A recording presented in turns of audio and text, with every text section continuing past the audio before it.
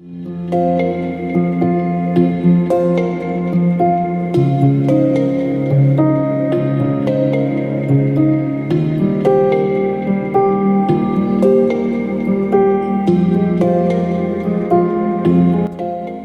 গরম পরিবেশে শরীরের তাপমাত্রা নিয়ন্ত্রণের জন্য প্রচুর ঘাম হয়। ঘামের মাধ্যমে পানি ও খনিজ লবণ বের হয়ে যায়। পর্যাপ্ত পানি ও খনিজ লবণের অভাবে শরীরে কিছু লক্ষণ প্রকাশ পায়। এই অবস্থাকে হিট এক্সহশন বা চরম পরিশ্রান্তি বলা হয়। যদি সময় মতো প্রয়োজনীয় ব্যবস্থা না গ্রহণ করা যায়, তাহলে শরীরের তাপমাত্রা নিয়ন্ত্রণের ক্ষমতা হ্রাস পায়। এ কারণে অনিয়ন্ত্রিতভাবে তাপমাত্রা বাড়তে থাকে। এর ফলে যে লক্ষণগুলো প্রকাশিত হয় তা হিট স্ট্রোক নামে পরিচিত।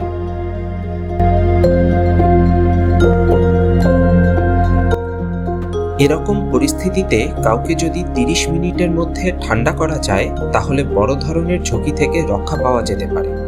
এ কারণে আমাদের এ ব্যাপারে স্পষ্ট ধারণা থাকা আবশ্যক। ছবিতে প্রদর্শিত লক্ষণগুলো একটু ভালোভাবে খেয়াল করি। প্রয়োজনে ভিডিওটি কিছুক্ষণের জন্য পজ করে একবার রিডিং দিয়ে নিন।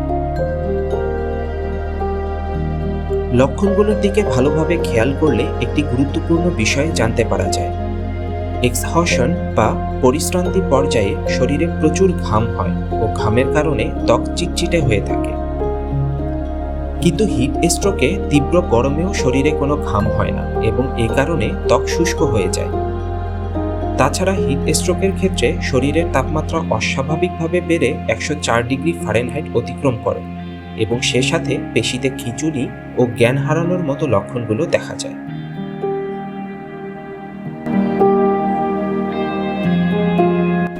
ঘাম হলো ত্বক থেকে আর্দ্রতা বাষ্পীভূত করে শরীরকে শীতল করার জন্য আমাদের শরীরের একটি প্রাকৃতিক প্রক্রিয়া। প্রাথমিকভাবে উচ্চ তাপমাত্রায় এক্সপোজড হলে শরীর ত্বকে রক্তপ্রবাহ বাড়িয়ে দেয় এবং ঘামের মাধ্যমে নিজেকে ঠান্ডা করার চেষ্টা করে। কিন্তু এক পর্যায়ে, বিশেষ করে অতিরিক্ত পানিশূন্যতা হলে এই প্রক্রিয়া কাজ করা বন্ধ করে দেয়। তখন প্রচণ্ড তাপেও শরীরে কোনো ঘাম হয় না, যার ফলে শরীরের তাপমাত্রা অস্বাভাবিক হারে বেড়ে যায়।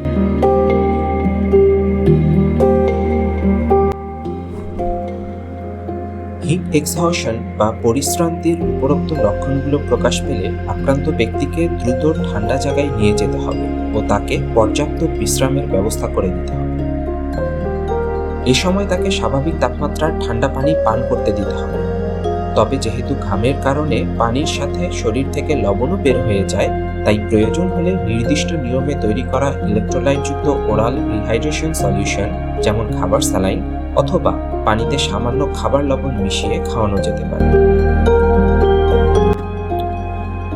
ব্রিটেনের জাতীয় স্বাস্থ্যসেবা বা NHS এ ধরনের লক্ষণ প্রকাশ পেলে আরও কিছু পরামর্শ দিয়েছে। আক্রান্ত ব্যক্তির পরিহিত কাপড় ঢিলেঢালা করে দিন ও সমস্ত অপ্রয়োজনীয় কাপড় খুলে ফেলুন। ত্বক ঠান্ডা করার ব্যবস্থা করুন, যেমন শরীরে ঠান্ডা পানি ছিটিয়ে কিংবা স্পঞ্জ দিয়ে গা মুছিয়ে দিন। আক্রান্ত ব্যক্তিকে ফ্যানের নিচে রাখুন অথবা বাতাস করুন।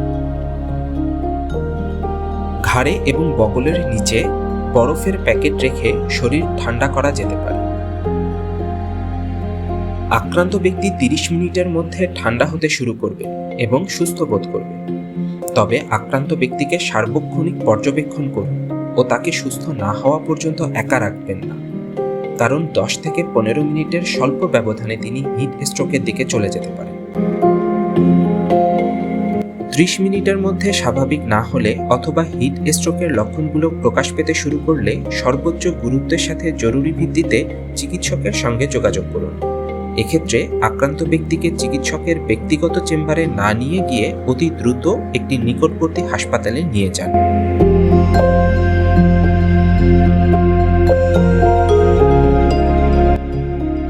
শরীরে পানি স্বল্পতা রোধে নিয়মিত বেশি বেশি করে সাধারণ তাপমাত্রার পানি পান করতে হবে। মাঝে মধ্যে সামান্য খাবার লবণ মিশ্রিত পানি খাওয়া যেতে পারে। তবে বাজারের কোমল পানীয় বা কোল্ড ড্রিঙ্কস খাওয়া থেকে বিরত থাকতে হবে। এ ধরনের পানীয় পানি শূন্যতাকে আরও খারাপ পর্যায়ে নিয়ে যেতে পারে। রসালো ফল যেমন শসা, তরমুজ ইত্যাদি বেশি করে খাবেন। লেবু পানি খেতে পারেন। এছাড়া সবজির ক্ষেত্রেও রসালো সবজিগুলোকে প্রাধান্য দিতে হবে, যেমন লাউ, পানি কুমড়ো ইত্যাদি। শরীরকে ঠান্ডা রাখার জন্য সবসময় ঢিলেঢালা হালকা ওজনের সাদা অথবা হালকা রঙের সুতি পোশাক পরুন। গাঢ় রঙের ও সিনথেটিক কাপড়ের পোশাক পরিধান করা থেকে বিরত থাকুন। এ ধরনের কাপড় প্রকৃতি থেকে তাপ শোষণ করে গরমের স্বাস্থ্য ঝুঁকি বাড়িয়ে দেয়।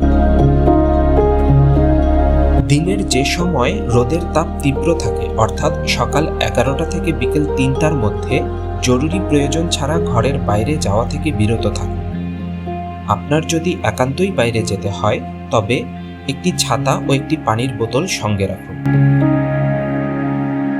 একটু সচেতন হলেই আমরা হিট স্ট্রোকের মতো অনাকাঙ্ক্ষিত অবস্থা থেকে নিজেকে ও আমাদের পরিচিতদের রক্ষা করতে পারি। মনে রাখবেন, prevention is always better than cure.